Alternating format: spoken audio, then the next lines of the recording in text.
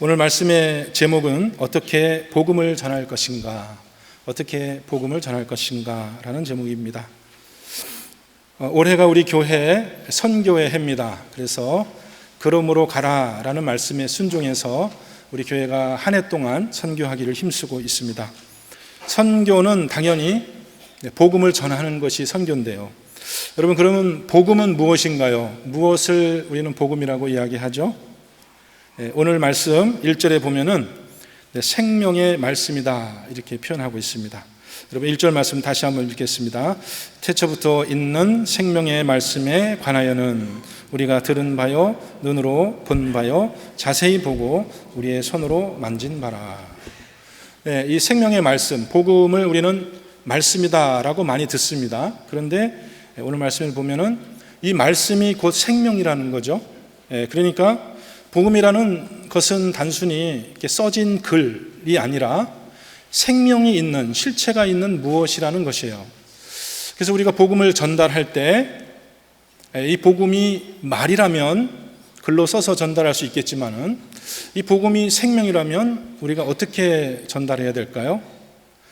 여러분, 우리가 생명이 있는 것을 전달할 때는 생명으로 전달해야 되겠죠. 우리가 꽃을 누구한테 주고 싶은데 꽃이라고 종이에 써서 주면 전달이 되나요? 네, 그렇게 전달할 수는 없습니다. 살아있는 꽃을 줘야지 그게 전달이 되는 거잖아요. 그래서 이 복음이 말씀인데 이 말씀이 생명이라면 이 생명이 우리에게 전달될 때도 마찬가지고 우리를 통해서 또 우리 이웃에게 전달될 때 생명이 있는 형태로 복음이 전해져야 된다는 것입니다. 자, 이 복음은 다른 것이 아니라 생명이신 예수 그리스도십니다. 예수 그리스도께서 바로 복음이에요.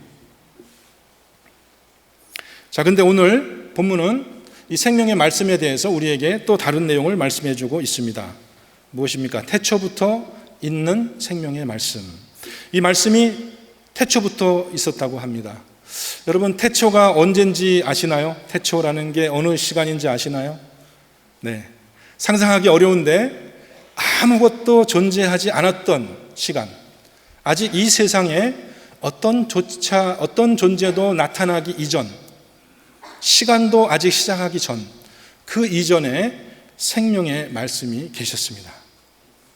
그런데 이 말씀이요, 혼자 계시지 않고 누구랑 같이 계셨다고 합니다. 여러분, 이 말씀 2절에 보면은 이 말씀이 누구랑 같이 있었다고 했어요? 하나님 아버지와 함께 계셨다. 여러분, 참 놀라운 서술이 아닐 수 없습니다. 왜 이 생명의 말씀은 혼자 계시지 아니하고 아버지와 함께 계셨을까? 그것이 바로 우리가 고백하고 우리가 믿는 하나님 아버지의 존재의 특성입니다. 하나님은 그 존재의 본질이 혼자 계시지 않고 함께 계시며 서로 사랑으로 교제하는 그런 하나님이시라는 거예요. 그래서 사실 전도라는 것은 바로 이 함께 계시는 하나님의 그 존재에서부터 당연히 파생되어 나오시는 겁니다. 자, 아버지 하나님과 성자 예수님, 아들 하나님이 함께 사랑으로 교제하고 계시다가 우리끼리만 교제하니까 좀 재미가 없다. 우리 조금 더 많은 사람들, 하나님의 그 이미지, 하나님의 형상을 닮은 사람들을 만들어 주시고 우리도 그 하나님의 교제에 초청하기 위하여 이 땅에 찾아오셨다는 것입니다. 여러분, 우리 교회 이름이 임마누엘 장로교회죠. 여러분, 임마누엘이라는 말의 뜻이 무엇인지 아시나요? 당연히 알아야 되겠죠. 우리 교회 성도님들은 모르셨다면 다시 한번. 임마누엘 무슨 뜻이죠? 하나님이 우리와 함께 계신다. 하나님이 우리와 함께 계신다. 하나님은 속성 자체가 혼자 있기보다 함께 있는 것을 좋아하시는 그런 하나님이시라는 거예요. 그래서 전도라는 것은 다른 게 아니라 사실 전도라는 것은 함께 있는 게 전도예요. 하나님이 우리를 찾아오신 목적도 우리와 함께 하기 위함이고 우리가 하나님을 모르는 사람들에게 전도하는 목적이 그들로 우리와 함께 있게 하고 또 더불어 그들이 우리를 사랑하시는 하나님과 함께 교제하기 위한 그런 목적이 우리의 전도의 목적이 되는 겁니다. 자, 그러면 복음은 생명이고요. 생명을 전하는 것이 전도인데요. 우리 시대는 사실 이 함께 있는 것을 좀 이제 좋아하지 않는 그런 시대가 되었고 상당히 외로운 시대가 되었습니다. 여러분, 저도 뭐 얼마 전에 배운 말인데, 여러분 그 혼밥, 혼술 이런 말 들어보셨나요? 뭐 이제 많은 분들이 알고 계실 텐데 좀 이렇게 연로하신 분은 또 모를 수도 있고요. 혼밥은 혼자 먹는 밥, 혼자 밥 먹는다 그런 뜻이고, 혼술은 혼자 술 마신다 이런 뜻이래요. 혼행은 뭔지 아세요? 혼행? 혼자 여행 간다 그런 뜻이래요. 혼행.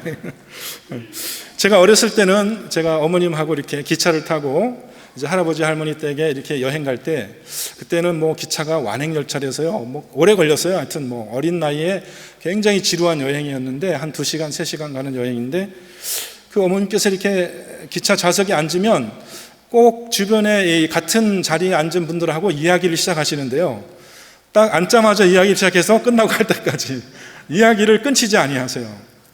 나중에 이제 내릴 때가 돼서 내릴 때면은 뭐 어떤 사람 먼저 내리잖아요. 그럼 또 잘 가라고 그러고, 그 다음 사람 와서 앉으면 또 그 사람하고 또 얘기 시작하고, 그 다음에 이제 우리가 내릴 때가 되면은 마치 한 10년 정도 사귄 사람하고 헤어지는 것처럼 손을 잡고서 막 이제 이게 너무 아쉽다고, 그동안 뭐 벌써 집안 내력 다 알았어요. 뭐 어디 사는 누구고, 가족이 몇이고, 뭐 학교는 어디 다니고, 벌써 이미 신상 파악은 다 됐어요.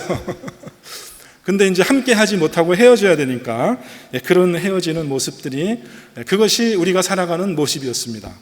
제가 어렸을 때요. 근데 제가 한 2, 3년 전에 한국을 방문해서요, 제가 기차를 한번 탔거든요. 대화를 나누는 사람이 하나도 없어요. 옆 사람하고 대화를 나누는 사람이 한 사람도 없어요. 다 뭐를 보고 있어요? 뭐 보고 있죠? 자기 전화기를 보고 있더라고요. 참 요즘에 우리 사람들이 특별히 가까운 데 있는 사람하고도 함께 하지 못하는 그런 바쁜 삶을 살고 있는데요, 이게 사실 우리 중에도 그런 일이 있을 수 있는데, 우스갯소리로 그런 말이 있습니다. 부부가 한 침대에 누워 있는데요, 지금 부부가 한 침대에 누워서 이제 같이 자려고 하는데 카톡으로 서로 대화한대요. 카톡으로. 참 어떻게 보면 우리는 같은 공간에 같은 시간에 있기는 하지만 정말 우리가 함께 하지 못하는 그런 이 시대의 병을 하나님이 어떻게 보실까 한번 생각을 해봤습니다. 하나님이 이 세상을 창조하실 때요, 해와 달과 별 만드시고 참 보기 좋다, 또 뭐 짐승들, 나무들, 꽃들, 뭐 공중의 새들 만드시고 보기 좋다, 내가 만든 이 세상이 참 보기 좋다, 만족해 하셨거든요. 근데 하나님이 유일하게 이것 좀 이상한데, 이것 좀 보기가 안 좋다 그런 게 뭐죠? 기억나시죠? 사람이 혼자 있는 것이 좋지 않다. 하나님이 그렇게 얘기하셨어요. 그래서 이제 돕는 배필을 만들어 주셨잖아요. 그러니까는 하나님의 본질적인 속성도 그렇고, 하나님이 우리에게 주신 복이 뭐예요? 같이 생육하고 번성해서 너희들이 같이 하나 되어 사랑을 나누는 그런 복을 하나님이 우리에게 주셨습니다. 그것이 사실은 복음 전도의 본질이에요. 복음 전도의 본질. 복음 전도는 다른 게 아니라 우리가 평소에 가까이 하지 않던 사람들을 찾아가서 하나님의 사랑을 전하며 그들과 함께 삶을 나누는, 그것이 복음 전도의 시작이라고 할 수 있습니다. 여러분은 요즘에 누구랑 그렇게 가까이 이렇게 함께 하기를 좋아하세요? 집에서 혹시 카톡만 하시는 건 아니시죠? 저는 이제 제 삶을 한번 돌아봤어요. 나는 누구랑 이렇게 같이 있는 걸 좋아하나, 제가 이렇게 꼽았던 이제 생각을 해봤는데, 제가 이제 그 양로원 사역을 좀 이렇게 맡고 있는데요, 제가 보니까 저는 양로원에 가는 걸 참 좋아하는 것 같아요. 제가 2주마다 한 번씩 우리 교회가 섬기는 양로원에 가서 그 요양하고 계시는 어르신들하고 예배도 같이 보고 신방도 하고 기도도 하고 그런 일을 하는데, 저는 그게 참 좋더라고요.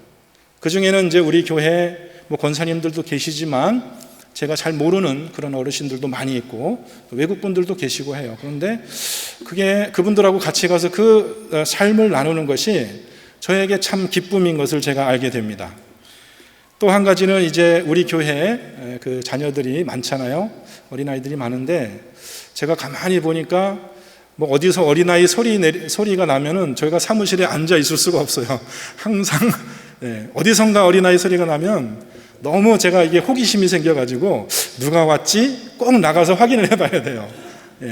그게 참 저에게는 기쁨이고, 또 우리 애녹 어르신들 수요일날 모일 때 이렇게 가서 그 얼굴을 보고 이제 그분들의 거동을 이렇게 보고 그분들과 함께 대화하는 것이 저에게는 참 기쁨인 것을 알게 되었습니다. 그러니까 예수님께서 그렇게 우리에게 찾아오셨다는 거죠. 생명의 말씀으로 찾아오셨는데 그 말씀이, 생명이 어떻게 우리에게 전달됐냐. 오늘 말씀에 이렇게 되어 있어요. 우리가 들은 바요, 눈으로 본 바요, 자세히 보고 우리의 손으로 만진 바라. 여러분, 우리가 어떻게 생명을 알 수 있나요? 어떻게 우리가 다른 생명하고 교감할 수 있나요? 이런 식으로 해야 되겠죠. 우리의 감각 기관을 사용해서 우리가 같이 그 사람의 눈을 보고 듣고 그의 음성을 듣고 그의 손을 맞잡고 삶을 나누고, 저와 여러분이 지금 모여 있는 것처럼요, 이렇게 모여서 우리가 함께 예배 드릴 때 우리의 감각을 다 사용하잖아요. 눈으로 보고 귀로 듣고 목소리를 높여서 때로는 손과 또 우리의 움직임을 통해서 우리가 이 삶으로 하나님을 예배하는 것처럼 이 생명의 말씀은 그렇게 우리를 찾아오셨다는 것이고요. 또 우리가 복음을 그렇게 전해야 되겠다는 것입니다. 자, 2절 말씀 한번 또 같이 읽어보겠습니다. 2절, 이 생명이 나타내신 바 된지라. 이 영원한 생명을 우리가 보았고 증언하여 너희에게 전하노니 이는 아버지와 함께 계시다가 우리에게 나타내신 바 된 이시니라. 아멘. 생명이 나타나셨대요.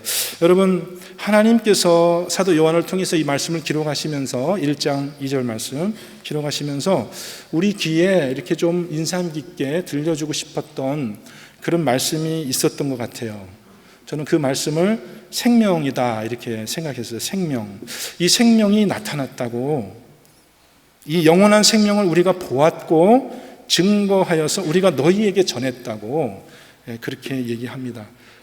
하나님이 우리에게 전해 주시고 싶은 소식은 단지 어떤 사건에 대한 기록, 뉴스 혹은 역사적인 사실, 그런 게 아니라는 거예요. 하나님이 우리에게 전달해 주고 싶은 그 메시지의 자체가, 존재가 생명이라는 것입니다. 여러분이 생명을 들어보셨나요? 생명을 들어보셨나요? 생명을 만져보셨나요? 자, 하나님이 우리에게, 우리가 그렇게 만질 수 있고 들을 수 있고 또 이렇게 대화를 나눌 수 있고 함께 살 수 있고 삶을 나눌 수 있는 그런 형태로, 그런 방식으로 우리를 찾아오셨다고 합니다. 요한복음 1장 14절 말씀 같이 또 한번 읽어보겠습니다. 말씀이 육신이 되어 우리 가운데 거하심에 우리가 그의 영광을 보니 아버지의 독생자의 영광이요 은혜와 진리가 충만하더라. 아멘. 볼 수 있게 오셨다는 거죠. 그죠? 육신이 되어서 오셨다는 건 무슨 뜻이냐면 생명이 있는 형태로 우리에게 나타나셨대요. 그죠? 생명이 나타나셨는데 우리가 볼 수 있는 형태로 나타나셨대요. 이것이 놀라운 것입니다. 이것이 유대인들에게는 정말 입을 내서 말할 수 없는 신성 모독이고, 헬라인들에게는 이것이 너무나 엉터리 같은 그런 잘못된 말인데, 복음은 우리에게 말씀해요. 생명이신 하나님이 육신을 입고 이 땅에 나타나셨는데요, 그의 영광을 우리가 보게 되었다 이렇게 얘기합니다. 여러분, 전도는 예수님을 전하는 건데요, 생명의 말씀을 전하는 건데, 그 말씀을 전하기 위해서 우리는 먼저 그분의 영광을 봐야 됩니다. 생명은 생명을 통해서만 전달이 될 수 있겠죠. 아까 제가 얘기한 것처럼 생명이 생명 아닌 것으로는 전달할 수가 없어요. 여러분, 우리 선 목사님 사과를 늘 얘기하시지만 가짜 사과를 가지고 아무리 진짜 사과의 맛을 전하려고 해도 전할 방법이 없어요. 그죠? 생명은. 그래서 두 번째, 우리가 하나님께서 우리에게 전도하신 그 방식을 통해서 우리가 배울 수 있는 것은 뭐냐 하면, 우리가 하나님이 우리에게 전달해 주신 그 생명을 전달하기 위해서는 우리의 삶이 거기에 들어가야 된다는 거죠. 말로는 전달할 수가 없는 거예요. 이것이 생명이라면요. 그렇겠죠. 우리의 삶으로. 그래서 하나님이 우리에게 복음 전도를 맡기신 것은 뭐냐 하면 써진 글로 사형리를 딸딸딸 외워서 사형리가 이래 사도행전을 외워서 사도행전을 가르치고 그렇게도 전달해야 되겠지만 그것이 아니라 하나님이 우리 살아있는 우리 교회에게 이 복음을 전달하게 그렇게 우리에게 맡기신 그 이유는 뭐냐면 우리의 삶을 통해서, 우리의 살아있는 이 삶을 통해서 내가 맛본 예수, 내가 본 그 하나님의 영광을 전하시도록 그렇게 우리에게 복음 전도의 사명을 맡기셨다는 것입니다. 근데 이것을 수행하는 데 있어서 우리에게 한 가지 장애가 있습니다. 뭐냐? 우리는 우리의 삶을 다른 사람들한테 이렇게 공개하는 것을 그렇게 좋아하지 않습니다. 여러분은 어떠신가요? 이름 정도, 내가 어느 학교 나왔는지, 혹시 그것도 좀 자랑할 만한 학교면 얘기하지만은 별로 그렇게 학벌이 좋지 않으면 별로 얘기하고 싶지 않죠. 네. 우리 자녀들이 좋은 대학 가고 좀 이렇게 다른 사람들 보기에 좋은 그런 모습으로 살아가고 있다면 막 자랑을 합니다. 우리 아들이 이렇게. 그런데 아들이 참 속색이고 말썽부리고 이렇게 별로 나에게 그렇게 우리 가정에 그런 자랑거리가 안 될 때는 좀 가리고 싶은 것이 우리 마음이잖아요. 그래서 우리에게는 공개할 수 없는 그런 감춰진 영역들이 있기 때문에 그것이 우리가 서로 사귀는데 큰 장애가 되기도 하지만 더 먼저는 그것이 하나님과 우리 사이의 교통을 크게 그렇게 방해하고 있습니다. 그런 현상에 대해서 우리가 오늘 읽을 말씀 밑으로 좀 내려가 보면은요, 어떤 게 있냐 하면은 7절 말씀부터 9절 말씀이 있습니다. 제가 한번 7절부터 9절 말씀, 요한일서 1장 7절에서 9절 말씀 제가 여러분에게 읽어드리겠습니다. 그가 빛 가운데 계신 것 같이 우리도 빛 가운데 행하면 우리가 서로 사귐이 있고 그 아들 예수의 피가 우리를 모든 죄에서 깨끗하게 하실 것이요, 만일 우리가 죄 없다고 말하면 스스로 속이고 또 진리가 우리 속에 있지 아니할 것이요, 만일 우리가 우리 죄를 자백하면 그는 미쁘시고 의로우사 우리의 죄를 사하시며 우리를 모든 불의에서 깨끗하게 하실 것이요. 하나님은 빛이시라고요. 하나님은 우리에게 나타나실 때 그분의 존재를 하나도 숨김이 없이 있는 모습 그대로 우리에게 나타나셨죠. 그것이 하나님이 우리와 사귀고 싶은 방식이에요. 또 하나님은 우리의 존재의 중심을 속속들이 다 알고 있어서 사실은 우리가 하나님께 감출 수 있는 것이 아무것도 없습니다. 우리가 아무리 어둠 가운데 있으려고 해도 하나님의 빛이 우리에게 비추기 시작하면 우리 마음 가운데 제일 먼저 생겨나는 반응, 여러분도 또 그런 체험이 있으시죠? 하나님 앞에 정말 하나님과 만나는 그 순간에 우리 마음속에 정말 그분의 거룩함을 함께 대면할 수 없는 그런 큰 어두움이, 또 죄의 그런 속성이 우리 가운데 있는 것을 우리는 압니다. 그런데 그럼에도 불구하고 우리에게 생명을 주려고 찾아오신 그 하나님과의 교제가 가능하기 위해서 하나님이 우리에게 주신 해결책이 있어요. 사실은 그 말하기 좀 싫고 공개하기 좀 부끄럽고 그런 우리의 모습임에도 불구하고 우리가 하나님께 나아갈 수 있도록, 하나님과 영원한 생명으로 교제할 수 있도록 하나님이 우리에게 주신 그 은혜의 해결책이 있어요. 그것이 뭐냐? 예수 그리스도의 피예요. 예수 그리스도의 피요. 하나님이 우리의 모든 죄를 대속하셨다, 우리를 깨끗하게 하셨다라는 그 믿음만 있다면, 그 확신만 있다면 이제 우리는 비로소 그 확신을 가지고 예수 그리스도의 생명을 전할 수 있는 그런 사람이 되는 것입니다. 그렇게 얘기하잖아요. 오늘 말씀에 하나님은 빛이시다. 그래서 어둠이 없으시고 우리도 하나님 앞에 나아갈 때 우리의 모든 죄를 고백해야 된다, 이렇게 얘기를 합니다. 그런데 여러분, 이 세상의 목적은 이 세상의 사람들의 모습은 어떻습니까? 제가 미국에 처음에 이제 한 20년 전에 미국에 와서 미국이란 나라가 제가 살던 한국과 좀 다른 풍습 뭐가 있을까 이렇게 제가 좀 미국이란 나라를 경험하면서 제일 처음 제 마음속에 첫인상으로 들어온 게 있어요. 그게 뭐냐 하니까 이 미국은 열쇠의 나라더라고요. 열쇠의 나라. 한국은 도장의 나라고 미국은 열쇠의 나라. 그러니까 한국에 있을 때는 제가 뭐 차키나 혹은 집키 뭐 이런 거 한두 개 가지고 다니긴 했어요. 근데 그 열쇠라는 게 그렇게 익숙하지는 않았거든요. 근데 미국에 오니까는 사람마다 주렁주렁 뭐 허리띠에 뭐 목에 또 걸고 뭐 온갖 이게 안 잊어버리려고 이렇게 여러 가지 장식품을 가지고 열쇠를 달고 다니는데 제가 이렇게 보니까 뭐 한 10개 정도는 기본인 것 같아요. 여러분 열쇠 몇 개 가지고 다니세요? 제가 병원에 갔는데 병원에 처음 가면 뭐 이렇게 막 쓰게 하잖아요. 막 쓰는 게 너무 많은 거예요. 사인해야 되는 게. 아니 무슨 사인을 이렇게 많이 하냐고. 뭔 사인인가 그래서 봤어요. 봤더니 당신의 진료 기록을 우리가 연구 목적을 위해서 좀 우리가 공개할 테니까 그것을 허락해 달라라는 그런 내용의 사인을 하라는 거죠. 사인을 했어요. 아니 그게 뭐 그렇게 숨길 일인가요? 한국에 있을 때는 그런 거 사인한 적이 없어요. 한 번도 기억이 없어요. 아니 그거 자기들이 보고 싶으면 그냥 보면 되는 거지 뭘 귀찮게 그걸 사인을 하라고 그래. 근데 그것이 미국 사람들의 사고방식이더라고요. 너희가 혹시라도 이렇게 공개하기를 꺼려하는 그런 것을 내가 인정하고 존중하겠다라는 그런 문화가 있더라고요. 근데 이게 감추려고 하는 것이 어쩌면 이 세상의 문화일 수 있습니다. 그런데 우리가 복음을 전하기 위해서는 먼저 하나님과 교제할 때도 마찬가지고 우리 사람들과 교제할 때도 마찬가지고 우리의 연약한 모습을 드러내야 해요.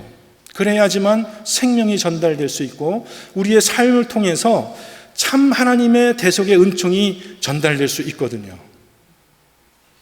여러분 복음을 전하기 위해서 우리는 반드시 어떠한 과정을 거쳐가야 되냐 하면은 바로 예수 그리스도의 그 피가 우리를 모든 것에서 깨끗하게 했다. 나의 모든 문제가 해결되었다라는 강한 믿음이 있어야 됩니다. 그것이 어떻게 나타나요? 그렇게 예수와 함께 깨끗하게 된 사람들의 특징은 무엇이냐 하면은 별로 가릴 게 없습니다. 사실은 가릴 게 없어요. 미워할 것도 없고. 제가 유럽 여행을 좀 한 10년이 더 됐네요. 10년 전쯤에 유럽 여행을 하게 됐는데요. 그 덴마크가 아니라 네덜란드라는 나라 있죠. 네덜란드라는 나라를 여행을 했는데 집을 봤는데 집마다 창문이 되게 커요. 집마다 창문이 되게 큰데 창문에 커튼이 없어요.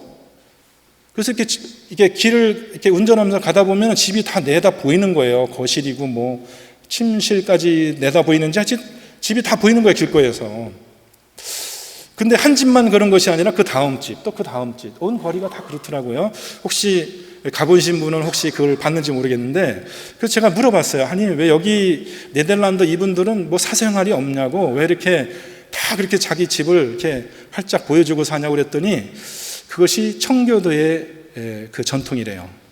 네덜란드를 시작한 그 화란 개혁 교회의 전통이래요. 그 개신교, 그러니까 청교도와 뿌리가 같죠. 그 개혁교회 그 선조들이 우리는 하나님 앞에서도 가릴 것이 없고 우리는 사람 앞에서도 가릴 것이 없으니 왜 우리가 집에 커튼을 치고 사느냐. 그래서 그때부터 네덜란드 사람들은 창문을 크게 만들고 그렇게 사는 그런 전통이 있다고 합니다. 여러분 이것이 예수님이 우리에게 전해주신 자유입니다. 이것이 사실은 복음이에요. 우리가 다른 사람들과 함께 만나서 그들과 함께 시간을 보낼 때 반드시 우리는 먼저 우리의 삶을 열어주지 않으면 그분들과 소통할 수 없다는 것입니다. 생명을 전하기 위해서 저와 여러분이 기꺼이 우리의 삶을 약점이라도 좀 부끄러운 것이라도 이렇게 열어서 다른 사람과 함께 나누는 것이 있잖아요. 그것이 하나님이 우리를 찾아오신 방식이다. 또 하나님이 우리에게 허락하신 자유다. 이렇게 오늘 말씀하고 있습니다.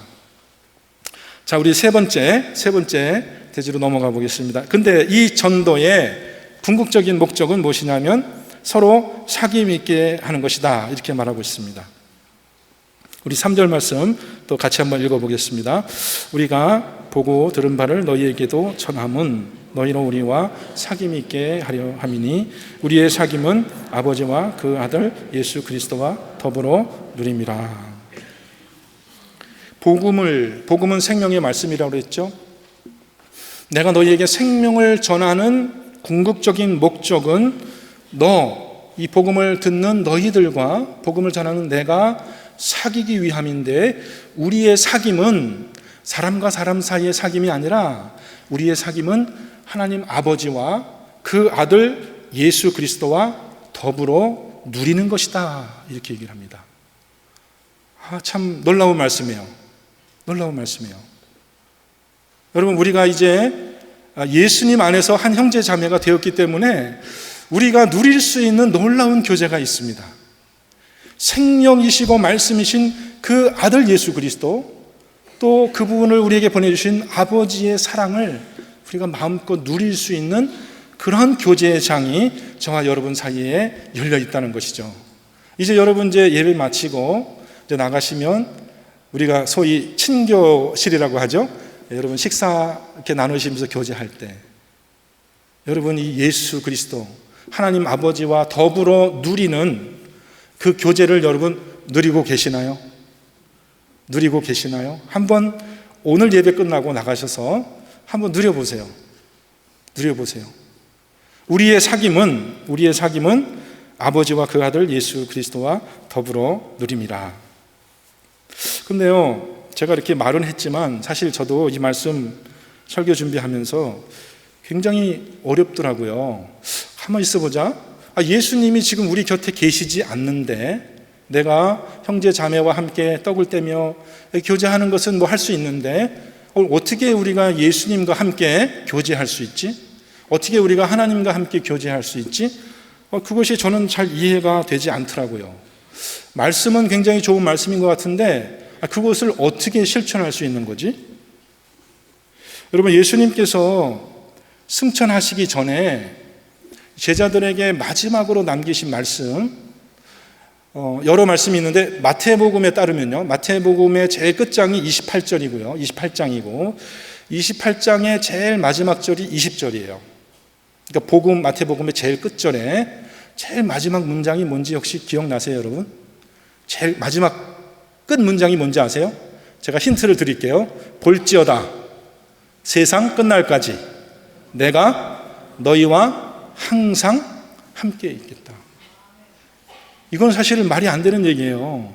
지금 항상 함께 있겠다, 항상 함께 있겠다라는 말씀을 떠나가시면서 하는 거예요. 떠나가시면서. 그거는 말이 안 되잖아요. 지금 세상을 떠나가시는 어떤 분이 부인에게 남편께서 떠나가시면서 여보, 내가 지금 죽지만 내가 항상 당신과 함께 있을 거야.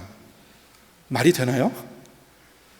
말이 되나요? 지금 죽는 사람이 어떻게 나랑 같이 있겠다는 거죠? 제가 그거를 몰랐어요. 어떻게 예수님이 우리와 항상 함께 있겠다는 것인지, 어떻게 우리가 하나님과 교제를 할 수 있다는 것인지 마태복음의 그 끝 문장을 저는 이해할 수 없었습니다. 내가 가면 성령님이 오신다, 그런 설명도 있는데 그것도 사실 만족스럽지는 않더라고요. 성령님도 우리 눈에 보이지 않잖아요. 우리가 손으로 만질 수 없잖아요. 대화할 수 없잖아요. 같이 밥 먹을 수 없잖아요. 예수님이 어떻게 우리와 함께 있겠다는 것인가, 제가 알 수가 없었는데 제가 이렇게 기도하던 중에 하나님이 저에게 답을 주셨어요.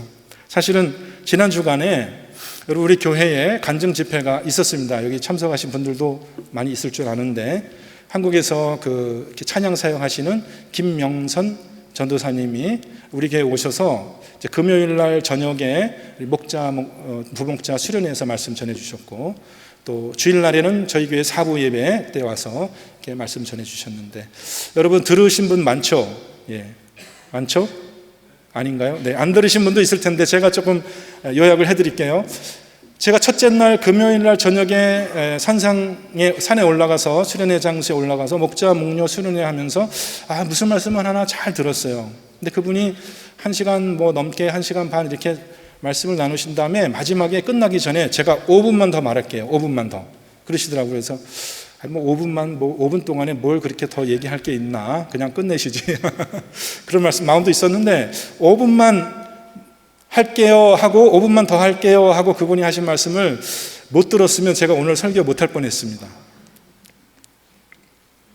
이게 무슨 말씀하시냐면은 우리 김명선 전도사님이 아직은 30대 거의 이제 후반, 아직은 젊으신 분이신데 그 결혼하신 분하고 7년 동안 그렇게 결혼 생활을 하시다가 그 남편분께서 사부님이라고 그러시더라고요. 사부님. 그런 말씀 아세요? 남편이 사부님이래요. 그러니까 뭐냐면 우리 목사님들 이렇게 아내들, 부인들을 우리가 사모님이라고 하잖아요. 목회 이렇게 열심히 도와주시니까. 근데 이제 그분은 거꾸로 부인께서 열심히 사역하시고 남편이 이제 항상 이 전도사님의 사역을 잘 도와주시니까 사람들이 사부님이라고 그렇게 호칭을 했다고 그러네요. 사부님께서 근데 결혼 이제 생활하시다가 암에 걸리셔가지고요.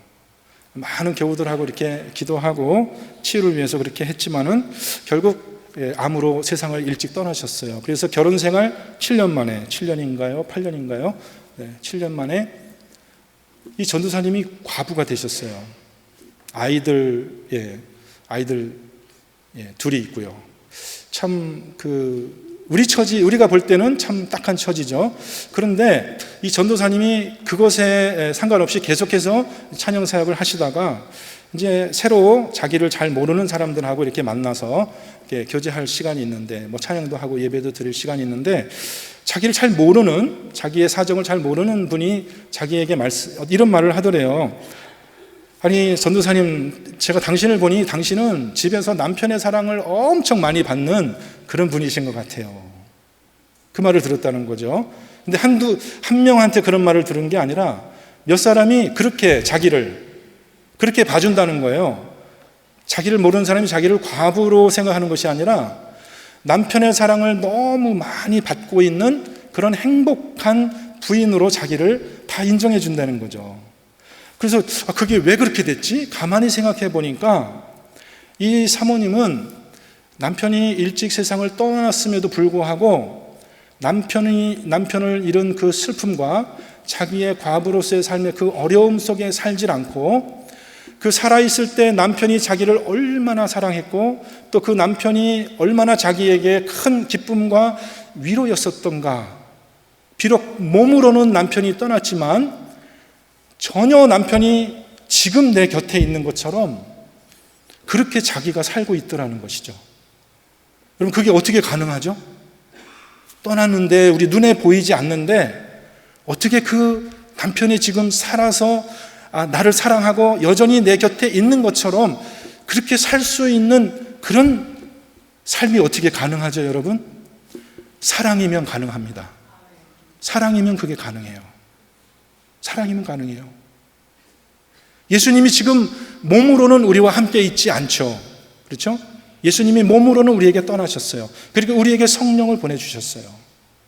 그런데 예수님이 우리와 항상 함께 있겠다고 하신 그 약속 속에는 지금도 살아 계셔서 영원히 변치 않는 그 사랑을 우리에게 주시겠다는, 그 사랑이 우리와 함께 있겠다라는 그런 확실한, 확고한 그런 약속이 우리에게 함께 있는 것입니다. 그 사랑 때문에 우리는 비록 몸으로는 주님과 떨어져 있지만 우리 안에 정말 그 하나님의 넘치는 생명과 기쁨을 누리는 그런 복음의 자유가 우리에게 있을 수 있다는 것입니다. 여러분, 우리가 복음을 전할 때도 우리는 이런 방식으로 우리 하나님의 생명을 전하는 저와 여러분이 되면 좋겠습니다. 제가 서두에 복음을 어떻게 전하는 거냐? 함께 있는 것이다. 그렇게 얘기했죠. 근데 함께 한 자리에 있다고 해서 복음이 다 전달되는 것은 아니에요. 그 생명을 전하는 중요한 방식은 우리의 삶을 통해서 예수님이 우리에게 남겨주시고 지금도 예수님이 우리에게 살아서 역사하시는 그 사랑이 역사하여서 그 사랑이 우리의 삶을 통해서 생명의 형태로 전달되어져 갈 때, 그때 그것이 복음의 역사가 된다는 거죠. 여러분, 이 비밀을 우리의 삶 속에서 우리가 좀 실천해야 되겠습니다. 제가 여러분에게 숙제를 좀 드리려고 하는데요. 제가 가만히 제 삶을 보니까 먼 데 있는 사람에게도 찾아가는 것이 어렵지만요, 때로는 가까이 있는 사람에게 찾아가는 것이 참 어렵더라고요. 그래서 제가 숙제 1번은 이제 하나님하고 말씀으로 교제하는 시간을 가집시다. 이렇게 제가 숙제 1번은 정했는데요. 2번하고 3번은 하나님보다는 아니지만 우리의 삶 속에 가장 가까이 있는 그런 사람들을 우리가 주님의 생명으로 찾아가기를 원해서 여러분에게 그 숙제를 좀 이렇게 맡겼습니다. 여러분, 주보를 보시면은 2번 자녀와 함께 식사하기 전에 성경 말씀 한 구절 읽기, 뭐 이렇게 돼 있는데요.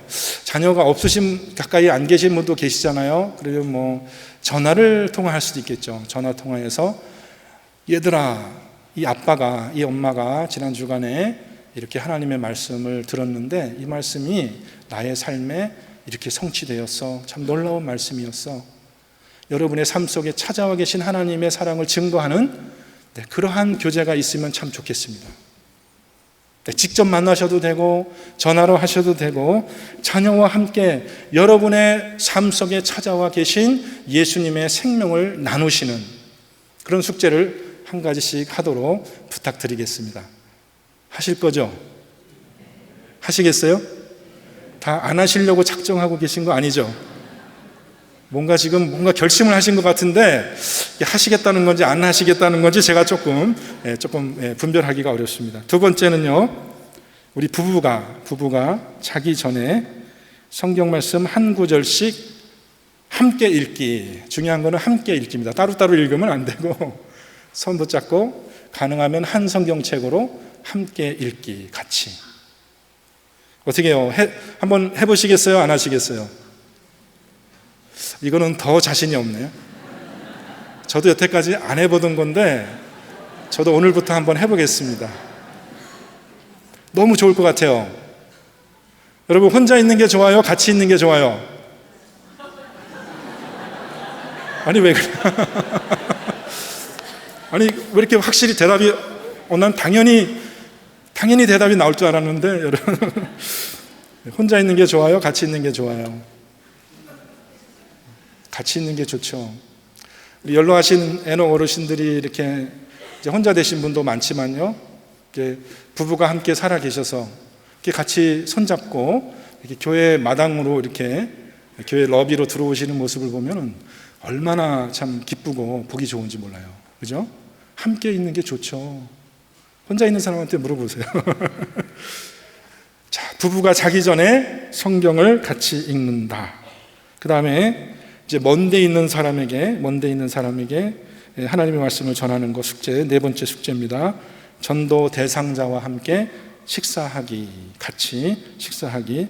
식사하면서 나의 연약한 모습을 공개하기. 이게 무슨 뜻인지 아셨죠?